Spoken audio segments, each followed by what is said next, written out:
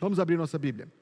Você vai abrir comigo uma mão em Malaquias e outra em Lucas. Vamos fazer um exercício bíblico aqui agora. Se você usa no celular, você vai passar aperto.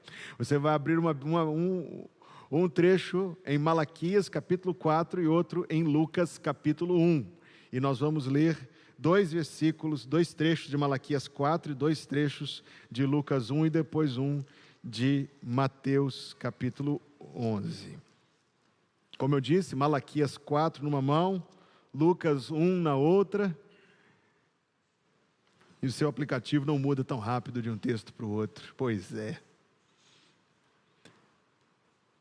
A Bíblia em papel tem muitas vantagens. Inclusive ela nos ajuda a dar testemunho. Ela não descarrega. Ela não manda notificações. Ela permite você anotar. Ela permite você chorar em cima dela. Tem muitas vantagens a Bíblia em papel. A digital também tem. Esse ano eu estou fazendo a leitura da Bíblia, minha leitura anual, toda a versão digital. Está sendo uma experiência diferente. Capítulo 4, versículo 2.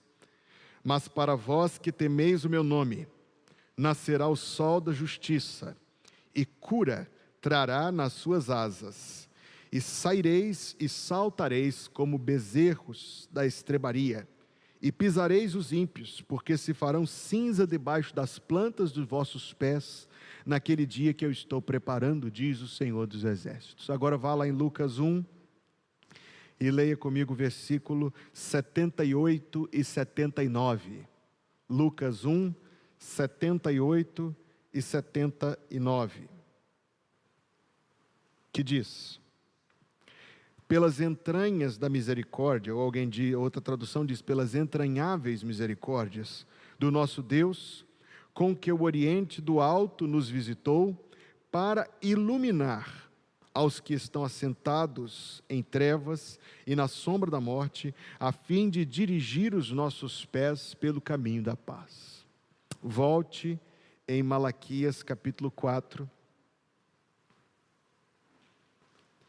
E agora lerá comigo versículo número 5 e 6. Que diz: eis que eu vos enviarei o profeta Elias, antes que venha o grande e terrível dia do Senhor. E ele converterá o coração dos pais aos filhos e o coração dos filhos a seus pais, para que eu não venha e fira a terra com maldição. Volte em Lucas 1. Agora o versículo 17.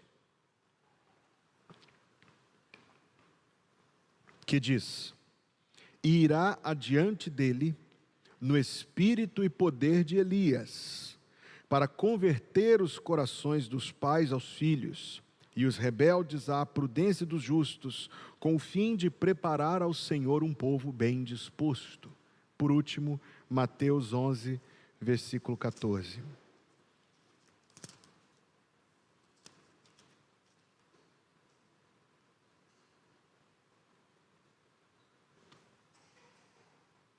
Mateus 11, versículo 11, que diz: em verdade vos digo, que entre os que de mulher têm nascido, não apareceu alguém maior do que João o Batista, mas aquele que é menor no reino dos céus é maior do que ele.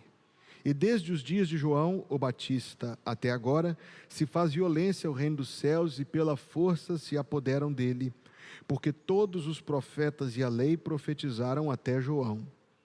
E se quereis dar crédito, é este o Elias que havia de vir. Dizemos? Não economize amém não, meu irmão. Não paga para dizer. Na minha Bíblia, e em muitas Bíblias, existem 4 páginas entre Malaquias e Mateus. Você já teve uma Bíblia dessa? Uma Bíblia que tem 4 páginas em branco entre Malaquias e Mateus? E o que estas páginas em branco representam? Elas representam 400 anos, desde o assassinato de Malaquias até o nascimento de João o Batista, 400 anos, ao longo dos quais Deus não se comunicou com o povo de Israel. Não quer dizer que Deus estava ausente, Existem alguns textos que foram produzidos naquele tempo, muito embora não sejam inspirados como palavra de Deus, mas que relatam grandes coisas que Deus fez naquele tempo. Mas Deus não mandou nenhum profeta. Deus não estava se comunicando com aquela nação.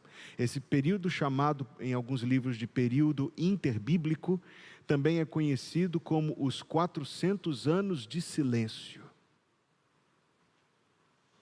Irmãos, vamos começar por aqui. A gente tem noção de quanto tempo são 400 anos? Você tem noção de quanto tempo são 400 anos? Vamos tentar fazer um exercício de imaginação para tentar imaginar quanto tempo são 400 anos. 400 anos atrás era o ano de 1623. Esta cidade já existia. Em 1623, esta cidade já existia, embora só aquele lado mais antigo de lá. Em 1623, você tinha ancestrais vivos em 1623? Obviamente sim, por necessidade sim. Você sabe o nome deles? Mal a gente sabe o nome, quando muito a gente tem alguma tia que lembra o nome do bisavô, e mais do que isso, raríssimo, muito pouca gente. Muito embora com certeza os seus ancestrais estavam vivos em 1623, você não sabe quem eles eram. Em 1623, de 1623 até hoje, aconteceu tanta coisa. Eu fiz uma pesquisa pela internet, os fatos mais importantes, desde 1623 até hoje. É muito grande a lista. Houve uma revolução na Inglaterra chamada Revolução Gloriosa, em 1688. Houve um grande avivamento espiritual liderado principalmente por Jonathan Edwards e George Whitefield, em 1750. A Revolução Americana conseguiu a independência das 13 colônias a partir de 1776. O sistema métrico, centímetros, metros, quilômetros, quilos, litros, foi introduzido por Napoleão Bonaparte em 1795. Em 1812, depois em 1821, Napoleão foi varrido. Em 1822, Dom Pedro I declarou a independência do Brasil. E aí começa a história do Brasil, de fato, assim, por si próprio. Houve um segundo grande avivamento, em 1855. A primeira perfuração de petróleo foi em 1859. O telefone foi inventado em 1876. A escravidão no Brasil terminou em 1888 e o Império em 1889. A Primeira Guerra Mundial começou em 1914, terminou em 1919. A Segunda em 1939, terminou em 1945. Surgiu e morreu a União Soviética. Inventaram um avião, alguns dizem que em 1903, outros dizem que em 1906, longe de nós este assunto. E a primeira missão tripulada à Lua pousou em 1969. A luz elétrica, o telefone, o asfalto, o carro, a internet, os celulares, o 5G e agora a inteligência artificial. Em 1908, Eurico Nelson chegou em São Luís para pregar o Evangelho. Em 2004, nasceu a Igreja Batista Plenitude. E aqui estamos nós. E se Deus não tivesse feito nada ao longo desses 400 anos? Se Deus não tivesse falado nada? Se você conseguir imaginar isto, o que isso produz de frieza, o que isso produz de esvaziamento, de enfraquecimento, então você conseguiu imaginar um pouco de como era o estado de Israel nos dias de Zacarias, que foi o texto da nossa leitura. Deus era uma vaga lembrança. A Arca da Aliança tinha sido roubada. O templo era maravilhoso, é verdade, mas o Santo dos Santos estava vazio. O sacerdócio tinha se corrompido e transformado numa máquina de lavar dinheiro. O estado da nação estava toda desfragmentada e dominada pelos romanos. Definitivamente eram dias desanimadores.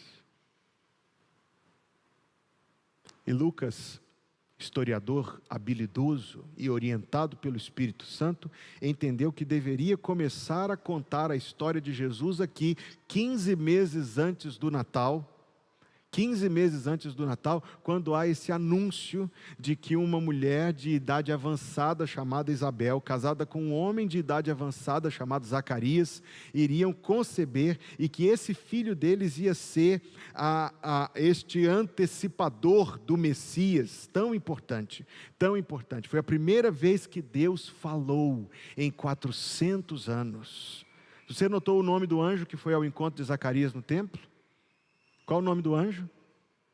Quem observou o nome do anjo? O nome do anjo é Gabriel, o mesmo Gabriel que aparece lá em Daniel capítulo 8, em Daniel capítulo 9. Este anjo foi ao encontro de Zacarias para trazer uma boa nova a respeito do nascimento de João Batista. Então foi a primeira vez em 400 anos que Deus falou alguma coisa.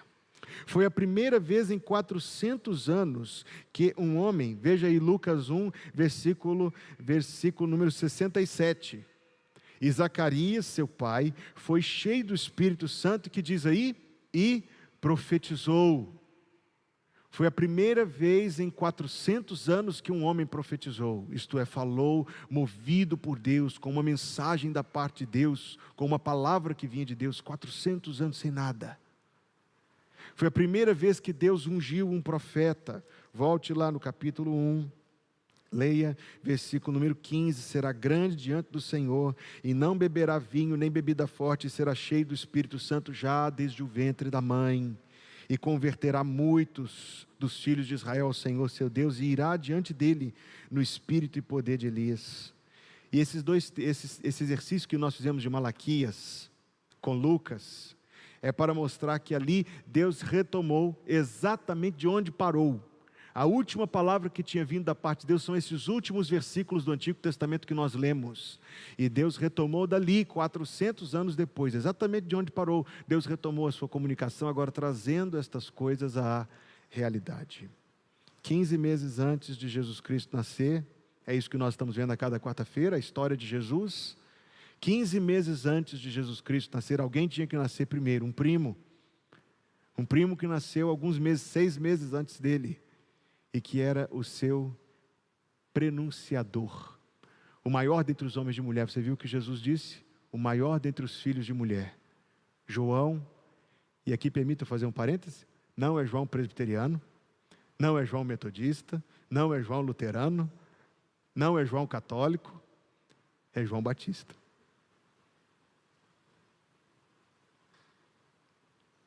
Vamos tirar algumas lições desse texto que nós lemos. A primeira: quando Deus foi escolher uma família para o seu filho, guarde isso aqui, me abençoa tanto pensar nisso, irmãos. Quando Deus foi escolher uma família para Jesus Cristo, não escolheu uma família rica, não escolheu uma família poderosa, não escolheu uma família influente, mas escolheu uma família piedosa. Veja o que diz a respeito do tio e da tia, capítulo 1, versículo 5, que nós já lemos. Existiu no tempo de Herodes, rei da Judéia, certo sacerdote chamado Zacarias, da ordem de Abias, e cuja mulher era das filhas de Arão, e o seu nome era Isabel, e eram ambos justos perante Deus, andando sem repreensão em todos os mandamentos e preceitos do Senhor, e não tinham filhos, porque Isabel era estéril e ambos eram avançados em idade. Isabel era da família de Maria, como está escrito lá no versículo 36, quando o anjo Gabriel diz para Maria: Isabel, tua parenta. Então elas eram familiares. Eles exerceram, conquanto idosos, algum papel na formação de Jesus Cristo. Mas a mesma coisa que nós estamos vendo sobre Zacarias hoje, veremos sobre Isabel quarta-feira que vem, Deus abençoando, sobre José na quarta-feira seguinte e Maria na outra. Nós veremos que todos estes que eram os familiares, aqueles a quem Deus confiou a tutela, a guarda do seu filho, eram pessoas piedosas, eram pessoas que temiam a Deus e que adoravam a Deus, convertidos, que zelavam pelas coisas de Deus e que procuravam agradar a Deus. Veja que isso aconteceu nos dias de Herodes. Eu queria ter tempo para falar um pouco sobre Herodes, mas eu não tenho. Era um homem mau, irmãos. Era um homem assustadoramente mau, poderosíssimo, riquíssimo e terrível. Matou a própria esposa, matou quase todos os filhos, irmãos. Matou os próprios filhos. É um homem paranoico e que ordenou o massacre da cidade de Belém, construiu um templo maravilhoso em Jerusalém e descobriu que misturar política com religião dava um ibope altíssimo, então saiu construindo templos para todos os deuses que eram adorados em todas as cercanias. Naquele tempo já se misturava política com religião. Era um tempo mau, irmãos, mau. Os sacerdotes eram corruptos, o templo esvaziado da Arca da Aliança que representava a presença de Deus. A fé tinha se tornado uma religião meramente mecânica, ritualista, cheia de invenções humanas. Havia uma ala poderosíssima, liberal, que negava a palavra de Deus, que negava as coisas espirituais, a vida eterna, a existência dos anjos, eram os saduceus.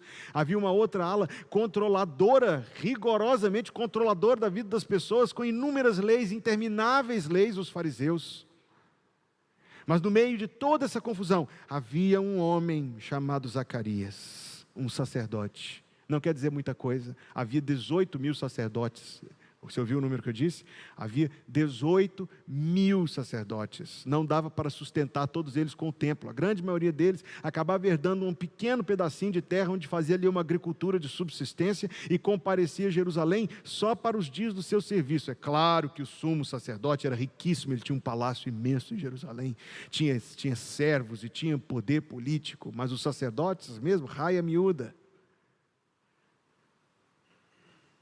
Um homem insignificante, socialmente falando, insignificante no termo da estrutura da sociedade. Ele era só um sacerdote, mas foi a ele que Deus confiou a educação daquele que iria antes do Messias, e foi ele que Deus confiou, e a esta família piedosa que Deus confiou a guarda do seu próprio Filho Jesus Cristo. Observe mais uma vez o versículo 15.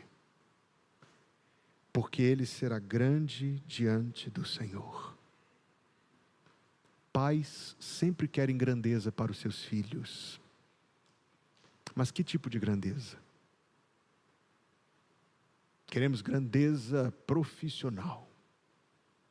Vamos pagar a mais cara escola.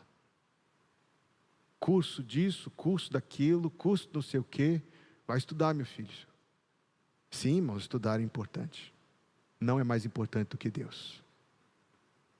Queremos que o nosso filho seja grande em sucesso, segundo a medida humana. Queremos que ele tenha muito dinheiro. Queremos que ele tenha bens. Queremos que ele tenha posses.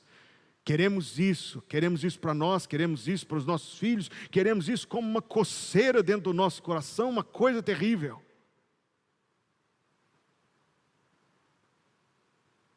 Não, irmãos, ele será grande diante do Senhor. Imagine ter um filho grande diante do Senhor, uma filha grande diante do Senhor. Ore para ter um filho, uma filha grande diante do Senhor. Se ele não for muito bem sucedido nesta vida, no padrão da medida humana deste mundo, não se preocupe, esta vida passa muito rápido. É melhor ser pobre no mundo e rico no céu, não é não?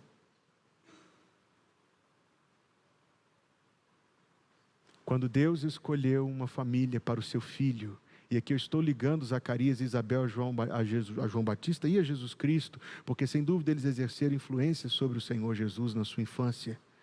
Quando Deus escolheu uma família para confiar a guarda do seu filho, e não escolheu a família rica, os magos do Oriente foram bater na porta do palácio, porque acharam que era lá que estaria um rei recém-nascido, mas estava no estábulo. Deus não escolheu a família rica, Deus não escolheu a família poderosa, Deus não escolheu a família influente, mas Deus escolheu a família piedosa. Deus escolheu a família piedosa. Eles eram aprovados aos olhos de Deus. O texto sagrado diz que eles eram justos perante Deus, diz o versículo 6.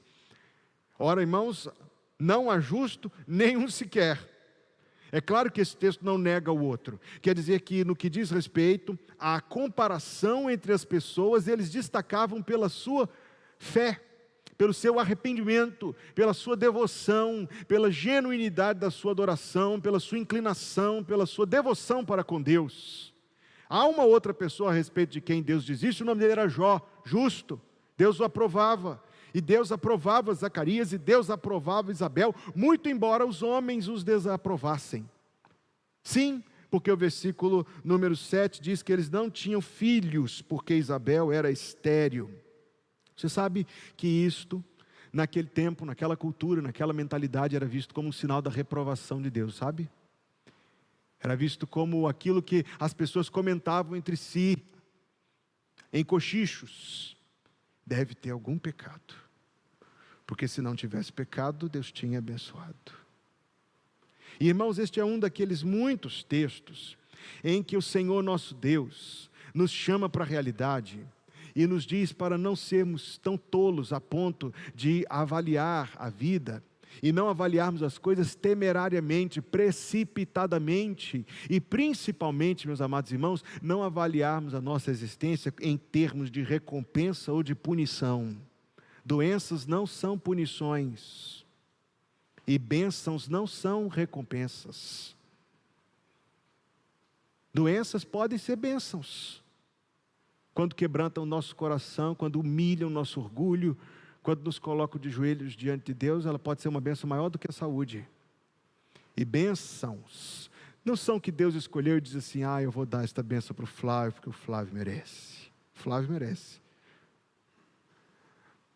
No ponto de vista que eu quero dizer é que as bênçãos são concessões da graça de Deus, da bondade de Deus, do favor de Deus. Agora coloque-se no lugar de Zacarias e Isabel, que eram pessoas como eu, como você, para quem o tempo passa devagar, que desconhecem os propósitos de Deus lá na frente. Quantas vezes, suponho eu, Zacarias não orou, aliás o anjo disse: Zacarias, a tua oração foi ouvida. Então quantas vezes Zacarias orou, pedindo a Deus que concedesse o filho a ele e a Isabel, e talvez ele tenha nutrido no seu coração, principalmente porque Deus estava em silêncio durante 400 anos, ele tinha nutrido em seu coração que Deus tinha entendido que não devia dar essa bênção para ele. E talvez isso tivesse nutrido ou feito surgir um sentimento de ressentimento, de mágoa, de dúvida em relação a Deus, porque é o que nós experimentamos, quando nós vivemos uma situação muito difícil, e nós oramos e a resposta não vem, então a gente pode até assim continuar a nossa vida cristã, mas talvez sejamos tentados a guardar uma coisinha contra Deus aqui no nosso coração, e dizer: tudo bem Deus, mas um dia eu queria que o Senhor me explicasse, porque... como se Deus não devesse respostas. Mas a verdade é que Zacarias não recebeu, porque se tivesse recebido, teria sido antes da hora. Deus tinha um propósito, não era o propósito de humilhar, era um propósito de honrar. Era o propósito que o maior dentre os nascidos de mulher nascesse da casa de Zacarias. Era o propósito de que um nascimento miraculoso, extraordinário, inexplicável de outra maneira, acontecesse pela mão poderosa de Deus. Não, Deus não tinha interesse nenhum em fazer Zacarias e Isabel ficarem tristes. O que Deus queria, na verdade, era fazê-los felizes. Felizes numa dimensão antes inimaginada para eles, inconcebível. Porque, repito, irmãos, Deus faz muito mais do que nós pedimos ou pensamos. E aquilo que o olho não viu, o ouvido não ouviu e nunca chegou ao coração humano, é o que Deus tem preparado para aqueles que o amam. Não é extraordinária essa história? Durante anos, talvez suportando os comentários ruins das pessoas, talvez tendo de enfrentar os vacilos do coração diante das situações dolorosas. Mas chega em determinado momento e Zacarias ouviu da boca do próprio anjo Gabriel que disse: o Senhor ouviu a tua oração. Eu imagino que Zacarias nem orava mais, para te falar a verdade. Eu imagino que quando foi chegando lá nos 50, 60, ele se deu por resignado. E com toda certeza não era isso que ele estava pedindo naquela hora que ele foi queimar incenso, até porque seria pecado. Ele tinha uma tarefa a cumprir, que era orar não por si, mas pelo povo. Mas o anjo veio dizer para ele que aquelas orações de anos antes, escute-me atentamente, aquelas orações de anos antes não foram em vão. Aquelas orações de anos antes, décadas antes, se Zacarias já tinha cerca de 80 anos, como provavelmente era o caso, décadas, talvez uns 30 anos antes ele tinha parado de orar. Mas o anjo diz: as tuas orações de 30 anos atrás e 30 anos antes disso, Deus estava ouvindo, Zacarias. Deus estava ouvindo. Isso não serve, irmãos, de encorajamento para nós hoje, a continuarmos orando e esperando no Senhor. Isso não serve de encorajamento para nós. Isso deve servir, irmãos, de encorajamento para nós, saber que o nosso Deus faz mais do que a gente pede. Quando Ele não nos dá aquilo que nós pedimos, é porque na verdade a gente não sabe nem o que está pedindo, mas Ele sabe. Ele sabe, meus amados irmãos, e como me fez bem ao meu coração meditar nestas coisas. Deus não deu João Batista nem Jesus para uma família rica, nem para uma família poderosa, mas deu para uma família piedosa e para uma família que estava no coração dele, sobre quem Ele tinha posto o seu amor. Vamos continuar. Aí Zacarias recebeu a tarefa. Para evitar qualquer manipulação da parte de qualquer pessoa, a tarefa era feita em sorteio. Repito, você lembra, você guardou na memória o número de sacerdotes que eu disse que eram? 18.000. 18.000. Essa tarefa de queimar o incenso, especificamente, o tempo não me permite falar disso, mas é porque um ia tirar as cinzas do altar, o outro ia trocar o pão da mesa dos pães da proposição, outro ia abastecer as cuias de óleo do candelabro, mas um podia chegar o mais próximo do véu do Santíssimo Lugar e queimar o incenso que representa a oração dos santos, como diz Apocalipse 5, versículo 8. Então eles faziam um sorteio para uma escala, era basicamente isso. E dentre 18.000 aos 80 anos de idade saiu lá Zacarias. E entrou Zacarias para cumprir a tarefa. O forro do templo, saiba disso, era de tábuas. Então o povo, a população, ficava do lado de fora orando, como o texto sagrado diz, e esperavam que se cumprisse o ritual, quer dizer, ele queimava o incenso, a fumaça subia, passava pelas tábuas, e o povo lá de cima via a fumaça saindo. Diz que lá em Roma, até hoje, de anos em anos, as pessoas se reúnem para ver uma fumaça saindo. Lá é a mesma coisa, esperava para ver a fumaça saindo. Só que a fumaça demorou a subir naquele dia, porque aquilo que era para ser um serviço de uns 10 minutos, entra, queima incenso, ajoelha, faz uma oração e vai embora. Aquilo que era para ser uma tarefa rápida, encontrou uma surpresa, um anjo, a visita de um anjo. Fazia séculos que ninguém via um anjo. Pensava-se somente que os anjos eram lendas. Ao longo desses 400 anos, ascendeu uma elite sacerdotal que negava a existência de anjos, demônios, vida eterna, espírito, alma, qualquer outra coisa espiritual. Era uma elite materialista. Os saduceus, já fiz referência a eles. Pensava-se que os anjos eram talvez uma metáfora, uma figura de linguagem, uma visita inesperada, qualquer coisa desse tipo. E então, diante dos olhos do velho Zacarias, vem um anjo, e o anjo traz uma mensagem. Eu quero tratar dessa mensagem rapidamente. A tua oração foi ouvida, e Isabel, tua mulher, te dará à luz um filho, e chamará o seu nome João. Zacarias, Isabel. Zacarias significa Deus se lembra. Isabel significa Deus é fiel. Nomes muito ligados ao que ele estava prestes a viver. Será grande diante do Senhor. Aliás, antes disso, final do versículo 13. E lhe darás o nome de João. A Bíblia registra algumas crianças. A Bíblia registra algumas crianças cujos nomes foram designados por Deus. Por exemplo, Isaque. Por exemplo, Jesus, por exemplo, Samuel, por exemplo, Sansão. Nomes escolhidos por Deus.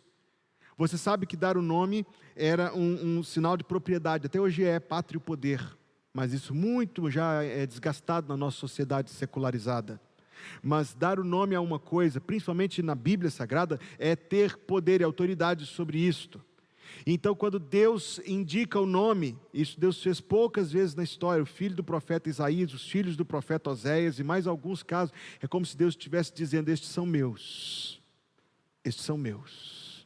E vem o nome João, você pode ler o Antigo Testamento todinho, você não vai achar nenhum João, mas João significa Deus é gracioso. O nome dele será João, vamos continuar. Ele será um nazireu, não beberá vinho, nem bebida forte, e será cheio do Espírito Santo, como Sansão e Samuel. cheio do Espírito Santo, preste atenção no versículo 15, já desde o ventre de sua mãe. Meus irmãos, essas palavras são palavras que têm uma proporção incrível, imensa. Quando Maria foi visitar Isabel, está nesse mesmo capítulo, versículo 39 em diante, quando Maria entrou na casa, e ela saudou Isabel, e ela muito provavelmente entrou na casa e deu a saudação tradicional hebraica, Shalom. O texto sagrado nos relata que João Batista saltou no ventre, não pela presença de Maria, embora ela seja bendita entre as mulheres e bem-aventurado o fruto do seu ventre, como Isabel disse aqui, essas palavras são tiradas da Bíblia, viu? Não foi inventado por ninguém. Mas porque Jesus estava ali.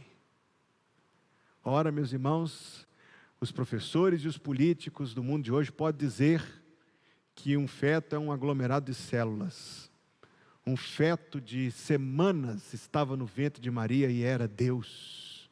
E outro feto de 6 meses pulou dentro da barriga quando Deus entrou dentro da casa, porque ele estava cheio do Espírito Santo desde o ventre da mãe.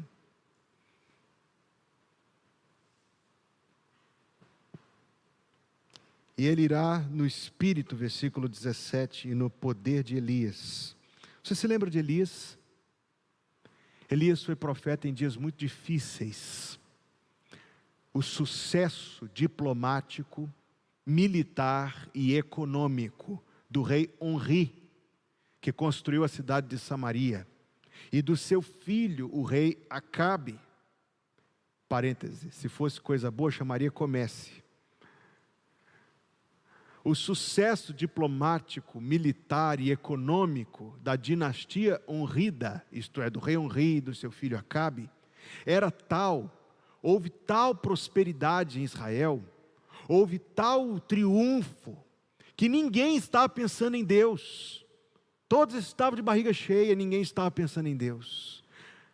Houve uma sucessão de anos, como diz a história, de chuva boa, de colheita boa. Uma conspiração do mal quase, para o triunfo da adoração de Baal através daquela mulher possessa chamada Jezabel. E Elias sozinho, mas Deus era com ele, se levantou contra aquilo. E profetizou uma seca de 3 anos e meio, e depois declarou a chuva, e depois Deus mandou o fogo consumir a oferta sobre o altar reconstruído no alto do Monte Carmelo, e depois Elias sozinho matou, pense nisso, matou os 450 profetas de Baal. Elias era um profeta solitário, confrontando o poder estabelecido, no poder muito maior, o poder do Espírito Santo, e este é o ministério de João Batista. João Batista se vestia como Elias, era solitário como Elias, confrontando os poderes estabelecidos como Elias, e cheio do Espírito Santo como Elias, e abençoado por Deus como Elias. Foi pregando uma mensagem de arrependimento como Elias pregou. Então quando o texto diz, não é uma espécie de reencarnação, embora aquela heresia de Kardec tente usar este versículo travestido, virado pelo avesso para poder enganar as pessoas. Não, o texto diz no Espírito, e esta palavra é amplíssima de significado, também pode dizer ofício e poder de Elias. Um ministério semelhante ao de Elias, retenha isto, um ministério semelhante ao ministério de Elias. É isto que significa esta expressão. Mas é porque nós não sabemos apreciar a importância de Elias, não sabemos. Se soubéssemos apreciar a importância de Elias, nós nos lembraríamos quem esteve ao lado de Jesus quando ele foi transfigurado. Mateus 17 e Lucas 9, quem estava lá? Diga-me. Moisés e Elias. Se nós soubéssemos a importância de Elias, nós nos lembraríamos que somente 2 homens foram poupados de morrer até hoje. E o nome de um era Enoque. E o nome do segundo era Elias. Elias fundou, ou se não fundou, selou a casa dos profetas e o ministério profético em Israel. e é tido como o primeiro, embora Samuel seja o primeiro em ordem cronológica, ele é tido como o primeiro em grandeza, o primeiro dos profetas de Israel. E João Batista vem num ministério semelhante com a mesma unção, a unção da solidão, a unção do confronto, a unção da perseguição, a unção da fidelidade. A unção da fidelidade. Vamos lá? Meu tempo já se esgotou praticamente. Disse então, versículo 18, Zacarias ao anjo: como saberei isto? Ou outra tradução diz: como será isto? Pois eu sou velho, e a minha mulher avançada em idade. Queridos, nós precisamos parar de tratar com normalidade o pecado da incredulidade. Nós imaginamos que a incredulidade é uma ofensa pequena. Eu quero dizer para você que a incredulidade é a ofensa primeira, principal, primordial, fundamental e essencial. A essência de todo pecado é a incredulidade. Quando ele vier, Jesus falou a respeito do Espírito Santo, convencerá o mundo do pecado, da justiça e do juízo. Do pecado porque não creem em mim. Então a incredulidade é a essência de todo pecado. Eu voltarei a pregar sobre isso, porque, como eu disse, meu tempo já acabou, mas isso daqui é uma coisa importante, então eu volto a falar disso na primeira oportunidade que eu tiver.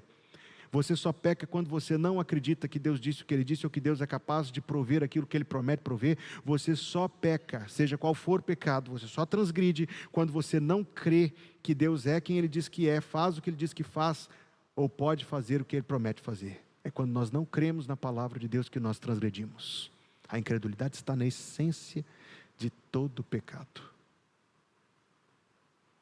Ele pensou em termos biológicos, em termos humanos. Ele disse: como será isso? Eu sou velho. Minha mulher, ele disse, minha mulher é avançada em idade.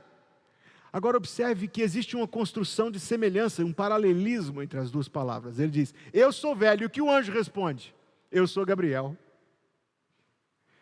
Ele diz: eu sou velho. Ele diz: tá bom, velho, eu sou Gabriel, que assisto na presença de Deus, e fui enviado por Deus para te anunciar. Essa palavra em grego é apóstolo. Fui enviado como um apóstolo para te dar estas alegres novas, e a palavra em grego aqui é evangelho. Eita, até arrepia quando vê um negócio desse. Deus me enviou como um apóstolo deste evangelho. O que ele está dizendo é mais do que só o nascimento de João. É claro, não pode ser o evangelho de João ser o evangelho, é claro que não é. É tudo que começou a partir dali. Só que Zacarias estava dizendo: eu sou velho. Ele diz: eu sou Gabriel. E aí, quem é maior?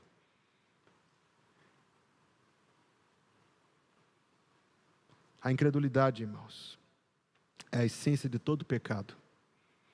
A incredulidade é uma ofensa contra o caráter santo de Deus. A incredulidade é uma ofensa contra Deus. Eu quero enfatizar isto. Quando você duvida de alguém, você está desonrando aquela pessoa. E quando você duvida de Deus, você está desonrando Deus. Porque está dizendo que Deus não é confiável. Que a palavra que vem de Deus não é digna de ser inteiramente aceita. Quando você hesita, você está dizendo: Deus, eu não sei se posso confiar em Ti. Talvez haja razões pelas quais eu não deva confiar em Ti, mas não há, evidentemente não. A incredulidade é uma ofensa contra Deus. Então o anjo disse o seguinte, versículo 20: ficarás mudo e não poderás falar. Será que Deus foi duro com Zacarias, irmão? Será que Deus foi muito excessivo em corrigi-lo? Será que Deus foi excessivo em corrigi-lo? O Senhor corrige a quem ama e açoita todo que recebe por filho. Sabe que ficar mudo para Zacarias foi uma coisa boa? Foi muito bom. E eu quero mostrar para você por quê. Porque 9 meses depois, 9 meses e 8 dias depois, se a coisa aconteceu com tanta exatidão assim, ele, mudo, levou o menino recém-nascido para ser circuncidado do templo. Aí disseram, Isabel falou: João, só que mãe naquele tempo não podia dar nome. Disse: não, vai ser Zacarias Júnior. Então Zacarias pegou uma tabuinha, como está escrito, e escreveu: não, porém seu nome será João. Estou aqui 1,60, 1,63. E quando ele escreveu isso, versículo 64, logo a boca se abriu, a língua se soltou e falava louvando a Deus. E aí, versículos 68 a 79, você tem um dos trechos, infelizmente, menos conhecidos e mais importantes do Novo Testamento. Porque o cântico de Zacarias não foi só uma canção de alegria, foi uma canção profética, como diz o versículo 67, onde ele parece que ele pega uma seleção de versículos dos Salmos do Antigo Testamento. Nós vamos chegar lá daqui a algumas quartas-feiras, não tenha pressa. Ele faz uma seleção de versículos dos Salmos. Então o que ele fez enquanto ele estava calado? Não podia pedir nem um copo d'água, nem dar bom dia para a esposa dele. Ele estava meditando na palavra de Deus. E ele se arrependeu da sua incredulidade. Ele conheceu a Deus de uma maneira como ele não conhecia antes. E ele conheceu a palavra de Deus como ele não conhecia antes. E embora ele já tivesse 80 anos, ele foi refeito por Deus, por meio da repreensão divina. Imagine, irmão, se Deus me corrigir ou te corrigir, e pela repreensão de Deus nós aprendemos a orar melhor, e a conhecer mais a Escritura Sagrada, e a conhecer mais a Deus tal como Ele é, e pudermos falar de Deus nestes termos aqui. Nossas orações são muito pobres comparadas com esse cântico aqui de Zacarias. Mas ele ficou mudo na incredulidade para abrir a boca na fé. É bom que o incrédulo fique calado, porque ele não vai espalhar o veneno da sua incredulidade. E é bom que o crente fale, para que irradie a luz da sua fé. Talvez se Deus nos repreendesse, nós aprenderíamos a orar e a louvar dessa forma. Talvez se Deus nos repreendesse, nós seríamos expurgados dos vestígios, dos resquícios de incredulidade que ainda há no nosso coração. Não desanimes, meu irmão, quando o Senhor te corrigir. Tem bom ânimo. O Senhor corrige quem ama e açoita todo aquele que recebe por filho. Por fim, a importância de João Batista nos planos de Deus. A primeira coisa que você precisa saber é que João Batista era um sinal de Deus. Aconteceram coisas que as pessoas daquele tempo só imaginavam como distantes lembranças, histórias dos ancestrais, de que Deus fazia alguma coisa, mas isso foi no mínimo há 400 anos atrás.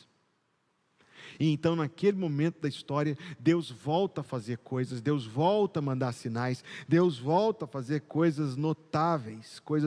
Volte aí, que só consulte rapidamente, versículo 57. E completou-se para Isabel o tempo de dar à luz, e teve um filho, e seus vizinhos e parentes ouviram que o Senhor tinha usado para com ela de grande misericórdia. O que aconteceu? Os seus vizinhos e parentes ouviram. Deus, irmãos, Deus estava praticamente inoperante e, sobretudo, silencioso. Mas então eles ouviram falar que Deus voltou a agir. Eles ouviram falar que Deus voltou a fazer coisas especiais, extraordinárias, tremendas. Eles ouviram. E viram depois deste louvor, e o povo todo, versículo 65, veio temor sobre todos os seus vizinhos, e em todas as montanhas da Judéia foram divulgadas todas estas coisas. O povo estava dizendo entre si: Deus está fazendo algo. Deus que não faz nada há tanto tempo, Deus está fazendo algo. Deus tem um propósito que está se descortinando. João Batista era um sinal de Deus, desde a sua concepção até o seu nascimento, seu ministério, seu martírio. João preparou Israel para Jesus chegar, porque ele pregava a mensagem. E qual era a mensagem de João Batista? Arrependimento. O arrependimento precede, sim, o encontro com Deus. O arrependimento precede o encontro com Deus. O primeiro encontro, o encontro da salvação, sim, assim como todos os novos encontros com Deus que nós temos ao longo da nossa vida, são precedidos por arrependimento. O arrependimento é uma exigência que Deus não abre mão. E João foi dessa maneira designado para conectar o Antigo e o Novo Testamento, para sinalizar a confiabilidade, a confirmação das profecias, o reinício da comunicação de Deus com Israel. Por fim, se João Batista é o que precede, decorre natural e logicamente que Jesus Cristo é o Messias. Por quê? Se ele foi apontado por Deus como o antecessor do Messias, se todas estas coisas extraordinárias aconteceram e correram à nação, E toda a nação soube destas coisas. Então João Batista ficou designado, distinto, indicado. Deus o apontou como o precedente do seu Messias. Mas foi João Batista que um dia apontou e disse: eis o Cordeiro de Deus que tira o pecado do mundo. Um sinal, mais do que um sinal, uma seta, apontando para Jesus. Não se esqueça que, embora ele tenha sido o maior dentre os nascidos de mulher, foi também ele que disse: importa que eu diminua e que ele cresça. E depois de mim vem aquele que eu não sou digno de desatar a correia das suas sandálias. E ele disse para nosso Senhor: eu preciso ser batizado por ti e tu vens a mim. Ele era grande, irmãos, grande diante do Senhor, o maior dentre os nascidos de mulher.